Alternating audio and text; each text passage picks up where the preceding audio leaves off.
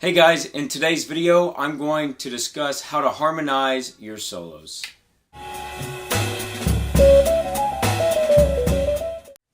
Hey guys, before we get started, I just want to point your attention to the description below where you'll find a link to musiclessons.com, which is where I have online lesson videos that cover topics such as navigating the changes, as well as intervallic chord structures and many other topics.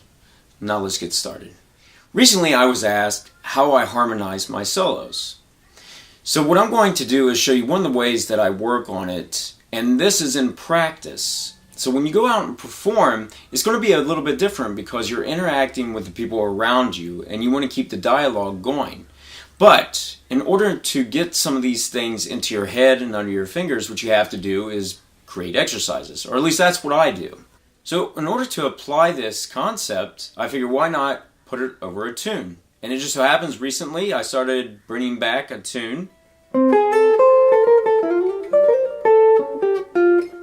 Confirmation. So what I wanted to do is apply this over a 2-5-1 that happens to be in that bridge. And just for fun, I'm going to make it over the 2-5-1 that's in D flat. So what you want to do is take a simple melodic idea that you can remember. That way you can apply this concept to it. Okay? That's going to be my melodic line that I use over the 2-5-1. Now, it's not a whole bunch of notes because that's not what I want to do right now. I want to make it simple, that way I can focus primarily on getting the chords to harmonize. Alright? So I'm applying these with these chords. I'm taking that melody line, and the first thing I have is an E minor, E flat minor 7.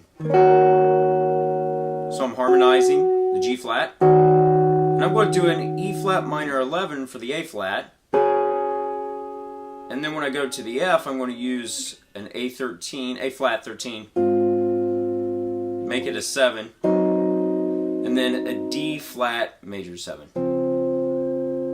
So when I apply that, it sounds like this.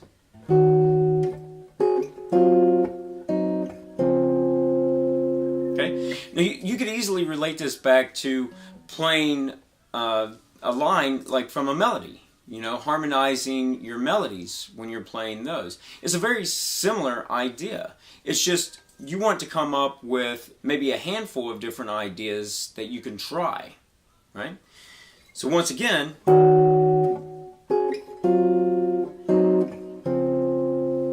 okay, so let's say you've got that down and you want to go a little bit further with it. So what you could do is take the basic idea that you had, eliminate some notes that you had as far as the notes that you were harmonizing. Let's take those out for a minute and focus on where the downbeats were when you were harmonizing. So I took the same example. I harmonized the G flat or the E flat minor 7. And then when I hit the A flat 7, I was treating it as a 13, and I hit the F natural on top. And then when I went to a D flat major 7, I used the major 7. So let's use those notes as our guideline. So what I need to do is take the G flat as the first thing that I hit in the first bar. Second bar with the A flat 7, I have to hit the F before moving on.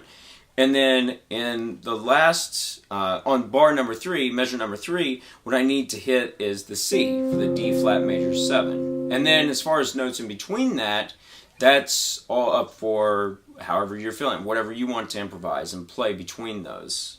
So it's acting as some sort of in a way, a guideline, or it's not a guide tone line in the strictest sense, because I'm not focusing just like thirds, sevenths. I mean, there's obviously the 3rd and the 7th and the 1 and the 13. So I am focusing on chord tones in some respects, but I'm not actually seeing it as strict guide tone lines, right? But it's a guide tone as far as in the sense of harmonizing. So here we go.